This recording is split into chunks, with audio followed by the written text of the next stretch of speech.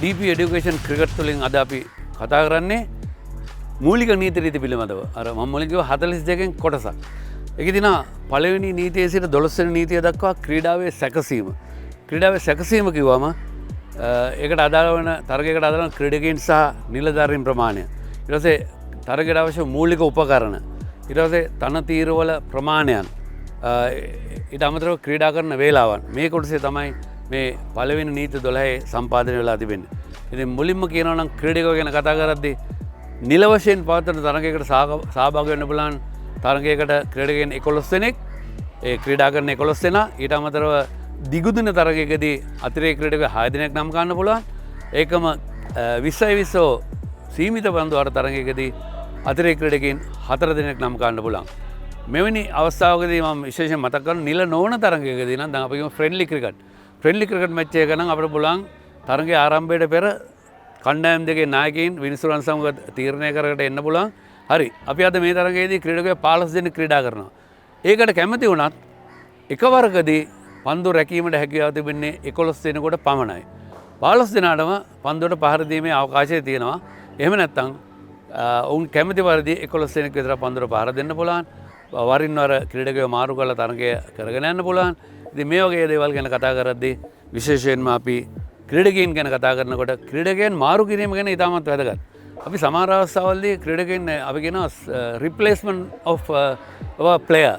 A replacement of a player කිව්වම ක්‍රීඩකයෙක්ගේ සම්පූර්ණයෙන්ම ක්‍රීඩාවට නම් කරපු ක්‍රීඩකයෙක් මාරු කරනවා. 11 දෙනා එක්කෙනෙක් මාරු කරනවා.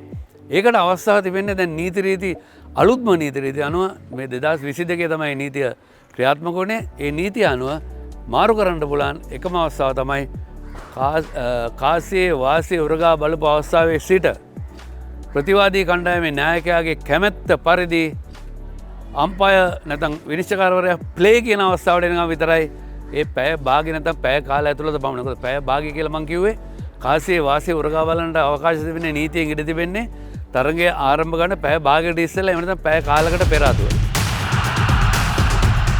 තරගයක් කිරීගෙන අතර වාරයේදී ක්‍රීඩකයෙකුට ආබාධයකට ලක් වුණොත් එහෙම නැත්නම් එතෙන්දී ක්‍රීඩා පිටිය තුළ ඒ ආබාධයට ලක්වීම සිදු විය යුතුයි. එතෙන්දී අපි කියන කන්කෂන් රිප්ලේස්මන්ට් කියලා එකක් තියෙනවා.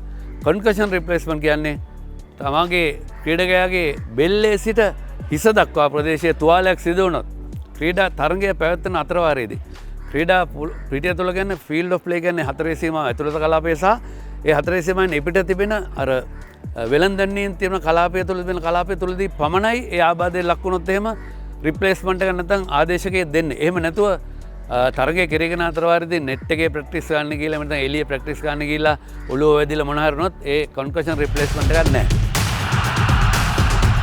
විශේෂයෙන්ම තරගයක් කෙරගෙන අතර වාරයේදී පන්දු ඔළුව වැදුනා. ක්‍රීඩකයෙක් ඔළුව වැදුනා. එහෙම නැත්නම් බෙල්ලේ පන්දුවක් වැදුනා. එහෙම නැත්නම් ඔහු බිම වැදිලා ඔළුව වැදුනා. එවැනි අවස්ථාවකදී හැම විටම තරගයේ විනිසුරුවන් මෙවැනි සංඥාවක් කළ යුතුයි. ඒ සංඥාව කරාට පස්සේ ඉක්මනින්ම එන්න ඕන මේ බෞද්ධ චිකිත්සක නැත්නම් වෛද්‍යවරයා පැමිණෙන්න ඕන. වෛද්‍යවරයෙක් ඉන්නවනම් වෛද්‍යවරයා පැමිණලා ඒ ක්‍රීඩකයා පරීක්ෂා කරලා බලලා ඔහුට තරගය කරගෙන යන්න පුළුවන් දිගටම. එහෙම නැත්නම් තරගය කරගෙන යන්නට බැරිද? ඔහු අයින් කරනවද? ආදේශකයක් දෙනවද කියලා තීරණය කළා. වෙනම ෆෝරමයක් තියෙනවා. දිගුදින තරගයේදී නම් පැය 36ක් ඇතුළත ඒ ෆෝර්මය බාර දිය යුතුයි. එහෙම නැත්නම් කෙටි දින තරගයකදී නම් අපි ඉතා ඉක්මනින් ඒ ෆෝර්මය බාර දීලා ක්‍රීඩකයා ඒකට අපි කියනවා සාමාන්‍ය ලයික් ටු ලයික් ප්ලේයර්. එහා සමාන ක්‍රීඩකයෙක් පමණයි දෙන්නට පුළුවන්. මොකද එතෙන්දී සමාන ක්‍රීඩකයෙක් කියන්නේ පන්දු යවන්නේ ආබාධයට ලක් වුණ පන්දු යවන්නේ පමණයි. පිටිකවුරේ ආබාධයට ලක් වුණ පිටිකවුරේ පමණයි. එහෙම නැත්නම් කොන්දේසියක් දාලා වුණත් ඒක දෙන්න පුළුවන්. හැබැයි එතෙන්දී තව විශේෂයක් තියෙනවා. එවැනි ක්‍රීඩකයෙක් රිප්ලේස්මන්ට් එකක් දෙද්දී කණ්ඩායමට ක්‍රීඩා කරන්න පුළුවන් ඕනම ක්‍රීඩකයෙක් අර 14න් හෝ 16න් නෙමෙයි අපි උදාහරණයකට කරන ශ්‍රී ලංකා ක්‍රීඩකයෙක් ඒ වගේ ආබාධයකට ලක් වුණත් ලංකා පුරවැසියෙකුට ඕනම ක්‍රීඩකයෙකුට පුළුවන් ඒ කන්කෂන් රිප්ලේස්මන්ට් එකකට එදාට ඒ කණ්ඩායමට එකතු කරන්න. ඒක තමයි සාමාන්‍යයෙන් අපි ක්‍රීඩකයන් අතරේ බොහෝ විට ගැනෙන්නේ. ඉතින් ක්‍රීඩකයන් ගැන කතා කරද්දී අපි නිලධාරීන් ගැන කතා කර යුතුයි. නිලධාරීන් ගැන කතා කිරීමේදී ඔවුන්ට තියෙන සෑහෙන වගකීමක් සෑහෙන විනයක් රඳවා ගන්න ක්‍රීඩා පිටිය තුල සහ පිටේ නිවස.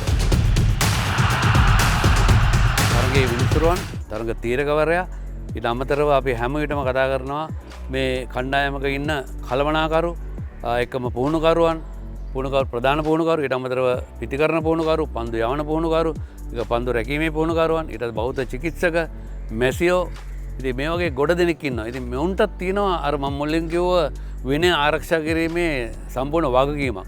අපි හැම විටම කතා කරද්දී ක්‍රීඩකින් විනය කඩකරොත් උන්ට දෙන දඬුවම් වලට අමතරව නිලධාරීන් විනය කඩකරොත් ඔවුන්ට දඬුවම් දෙනවා. ඔවුන්ට සම්පූර්ණයෙන්ම ක්‍රීඩා පිටට එන්න තහනම් කරන්න පුළුවන්. එහෙම නැත්නම් කාලයක් ඔවුන් තරගයකට කණ්ඩායමත් එක්ක එකතු වෙලා වැඩ කිරීම තහනම් කරන්න පුළුවන්.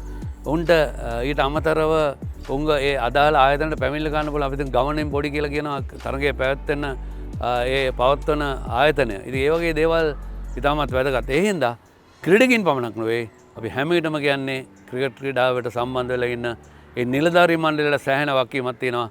තමන්ගේ කාර්යභාරය කළා ක්‍රීඩාවේ ගෞරවය ආරක්ෂා වෙන ආකාරයෙන් කටයුතු කිරීම. ඉතින් අපි හැම විටම කියන්නේ ක්‍රීඩාව ජනප්‍රිය වෙන්නට නම් අපි රූපවාහිනිය තුළින් මේ තරග සෑහෙන විකාශනය වෙනවා. ඒ ඉතාමත් වැදගත්. ඉතින් අපි හැමදාමත් කියන්නේ ප්‍රේක්ෂකයින්ටත් තියෙන සෑහෙන වගකීමක්. කණ්ඩායම සමග හැමදාම සිටිය යුතුයි.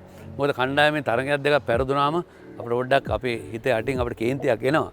නමුත් ඒ කේන්තිය පිට කරන ක්‍රම සහ විධි තියෙනවා. මොකද අපි ඒ අවස්ථාවවලදී අපේ ගෙදර ඉන්න සමහර අපි දැකලා ඇති කවදාවත් ක්‍රිකට් දැකම නැති කෙනෙක් අපේ ආච්චි කෙනෙක් සීයා කෙනෙක් කර වෙන්න පුළුවන්. ඒ වගේ ඉතිහාසගත තරගයක් නරඹද්දී ඔවුන් සෑහෙන වින්දනයක් ලබනවා. පොඩ්ඩක් කර විනිශ්චයකට වැරදුනොත් අන්න ආච්චිලා සීලා පාව කෑ ගහනවා. අයියෝ මොකක්ද අර කරේ කියලා. ඒ හින්දා ප්‍රේක්ෂකින්ටත් වගකීමක් තියෙනවා ක්‍රීඩාවේ ගෞරවය ආරක්ෂා කර ගැනීම. ඒ ඉතාමත් වැදගත්.